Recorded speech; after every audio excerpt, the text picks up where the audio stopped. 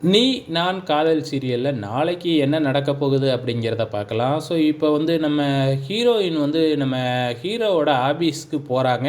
எதுக்காக போறாங்க அப்படின்னு பார்த்தீங்கன்னா, நம்ம ஹீரோயின் வந்து ஒரு சின்னதா ஒரு சிலைய வச்சிருப்பாங்க இல்லையா? அவங்க கேபின்ல சாமி சிலை வச்சிருப்பாங்க இல்லையா? அத எடுக்கலாம்னு இங்க வந்து பார்த்தா, அது எல்லாம் எடுத்து ஸ்டோர் ரூம்ல போட்டிருப்பாரு செக்யூரிட்டி.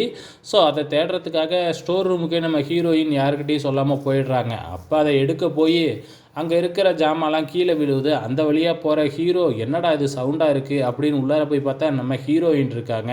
"இங்க நீ என்ன பண்ணிக்கிட்டு இருக்க? நீ தான் வேலைக்கே வரலன்ட்டு போயிட்டல்ல, இங்க என்ன பண்ணிக்கிட்டு இருக்க?" அப்படிங்கிற மாரி கேட்கும்போது, "என்னோட பொருள்லாம் இங்க இருக்கு. அத எதுக்கு ஸ்டோர் ரூம்ல தூக்கி போட்டீங்க? அத எடுத்துக்கிட்டு போறதுக்காக தான் வந்தேன்." அப்படிங்கிற மாதிரி சொல்றாங்க.